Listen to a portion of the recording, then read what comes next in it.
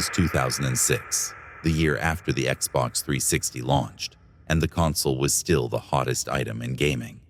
That year, my store had one of the best deals anyone had ever seen on it: $100 off.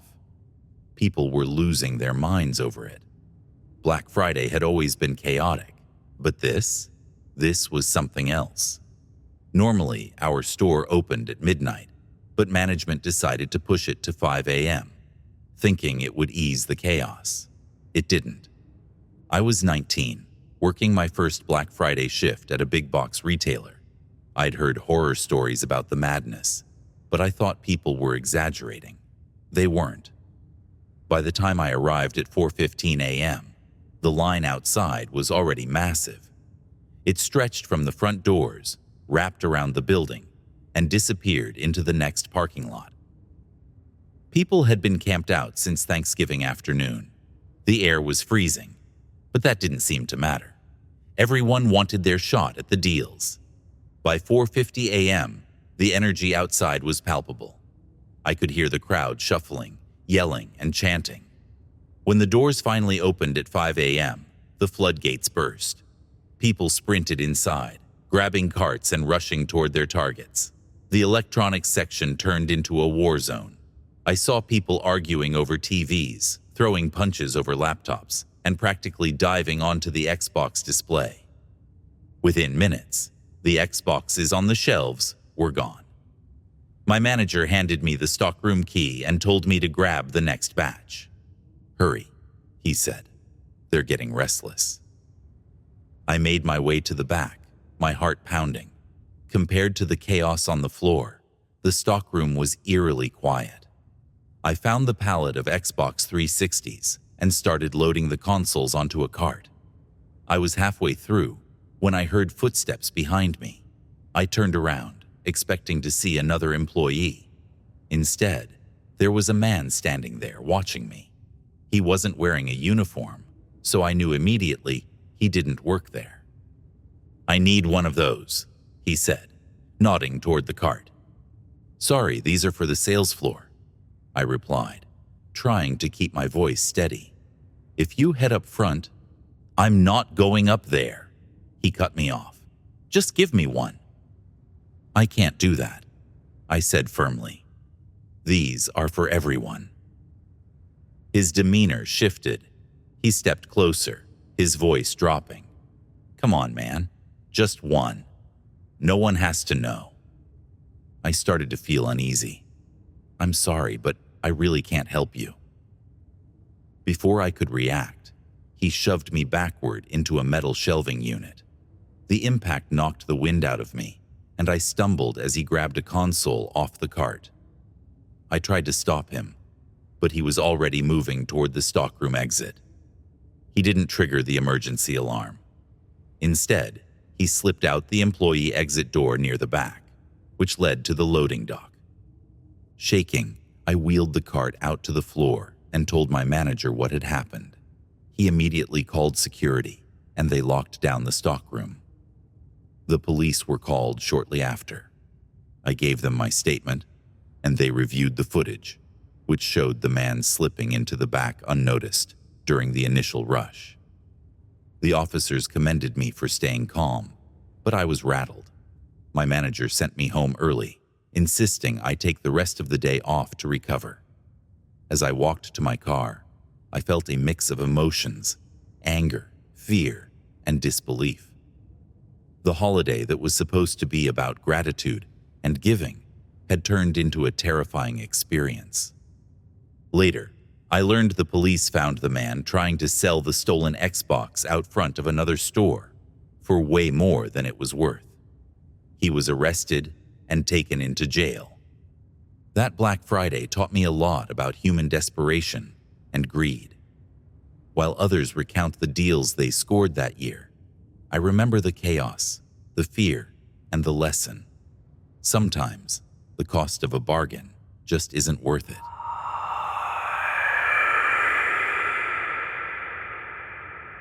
It was the year the Barbie dream house was the must-have gift of the season. My 6-year-old daughter, Lily, had been talking about it for months. and I was determined to make her Christmas magical. But getting my hands on it was going to be a challenge. Everywhere I looked, it was sold out. So, when I heard that our local big box store would have a few in stock for Black Friday, I knew I had to go. The store opened at 12 a.m., and I arrived at 10:30 p.m. The parking lot was already packed, and the line outside snaked around the building. People were bundled up against the cold, sipping coffee and chatting excitedly about the deals they hoped to snag. I wasn't interested in anything else, just the dream house. I clutched my shopping list and reminded myself that it would all be worth it when I saw Lily's face on Christmas morning. When the doors finally opened, chaos erupted. People surged forward, carts clanging against one another as everyone rushed inside. It felt like a race, and I sprinted to the toy section, weaving through the crowd. By the time I got there, I saw a few empty shelves and a single Barbie dream house sitting at the very end of the aisle. I didn't hesitate. I grabbed it and placed it triumphantly in my cart, my heart racing with excitement. But before I could leave the aisle, a woman approached me, her eyes locked on my cart. "That's mine," she said, her voice sharp. I frowned. "I'm sorry, but I grabbed it first." "No, I saw it first. It's mine," she insisted, stepping closer. Before I could react, she reached into my cart and tried to pull the dream house out. "Hey!" I shouted, gripping the box tightly. "Let go!" We tugged the box back and forth for a few tense seconds before a store employee intervened. He was a younger guy, clearly overwhelmed by the madness of the morning. "Ladies, you need to stop," he said. "Ma'am, you can't take something out of someone else's cart." "But it was mine," the woman argued, her face red with anger. "It's not yours unless it's in your cart," the employee said firmly. "You need to leave." The woman glared at me, her hands trembling with frustration. "You'll regret this," she hissed, before storming off toward the exit. Shaken but relieved, I thanked the employee and headed for the checkout. As I stood in line, I kept glancing over my shoulder, half expecting the woman to reappear. But she didn't. By the time I loaded the dream house into my car, my nerves had settled, and I felt a sense of victory. I was finally going to give Lily the gift she'd been dreaming of. As I reached to close the trunk, a sharp pain exploded at the back of my head. My vision blurred, and I crumpled to the ground. Before I lost consciousness, I saw her, the woman from the store, yanking the dream house out of my car and walking away, clutching it like a prize. When I woke up, I was lying in the back of an ambulance, a paramedic shining a flashlight into my eyes. "You're okay," he said gently. "Just a nasty bump. You were lucky." "Lucky," I mumbled, my head throbbing. Then I remembered. The dream house. Did she? "She didn't get away," he said. "Some other shoppers saw the whole thing and called the police. Someone even got her license plate as she drove off. They caught her a few miles down the road." Relief washed over me, but it was tinged with disbelief. All this for a toy? The paramedic handed me a bottle of water and smiled. "The officers recovered the dream house. They said they'd drop it off at your house later. You've got some good Samaritans looking out for you." When I got home, still nursing a headache, the sight of the Barbie dream house on my doorstep made me laugh. I couldn't believe the lengths people would go for a Black Friday deal. That Christmas, Lily got her dream house, and I got a story I'd never forget.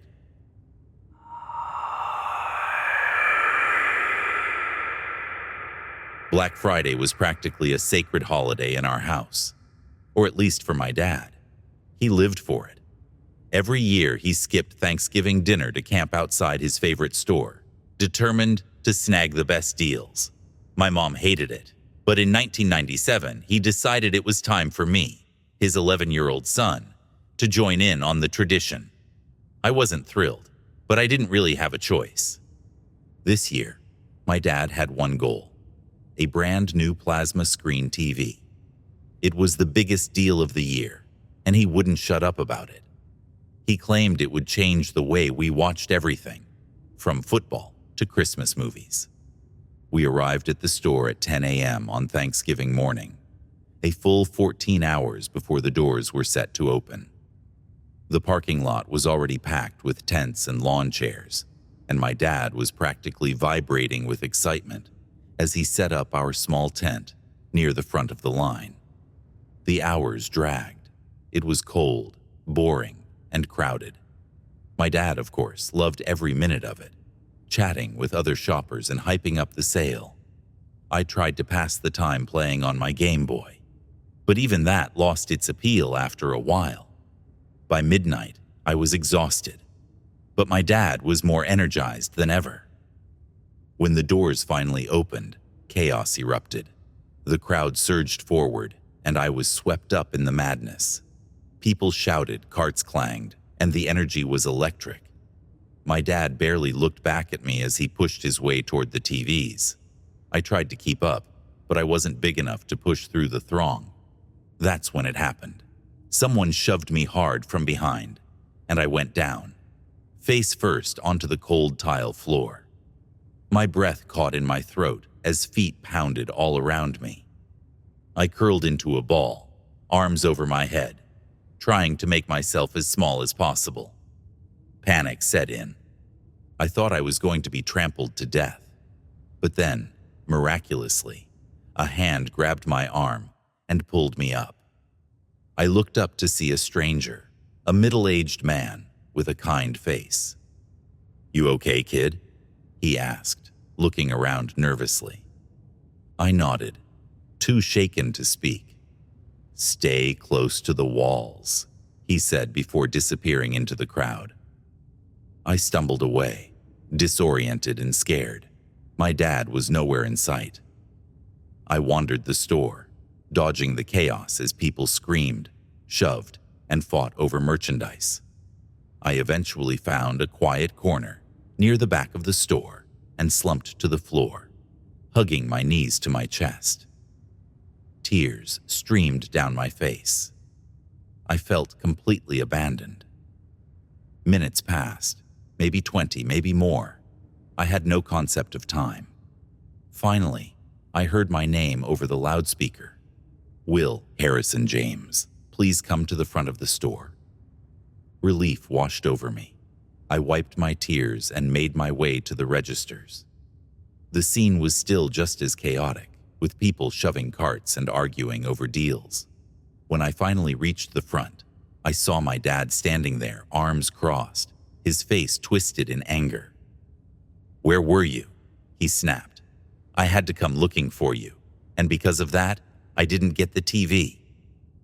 I stared at him, stunned. He wasn't worried about me, didn't ask if I was hurt or scared. All he cared about was the stupid TV. We packed up our tent in silence and drove home. My dad complained the entire way, ranting about the lack of stock and how he'd wasted his time. He didn't say a single word about me nearly being trampled. That was the last time I went Black Friday shopping, and the last time my dad did too. My mom must have put her foot down after I told her what happened. To this day, I can't set foot in a crowded store without feeling a wave of anxiety. The magic of Black Friday? Yeah, I'll pass.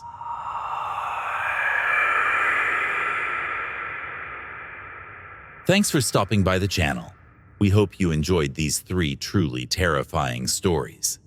If you want to hear more just like this one, subscribe to our channel and turn notifications on so you can be reminded when we post a new long-form video every Tuesday at 10 a.m. and a short video every Wednesday, Thursday, and Friday at 6 p.m. Central Time. If you have a story you'd like to hear read on the channel, email it to us at officialnightmarenarratives@gmail.com, and you might just hear your story read in a future episode. Thanks again for listening, and stay spooky, friends. We'll catch you in the next one.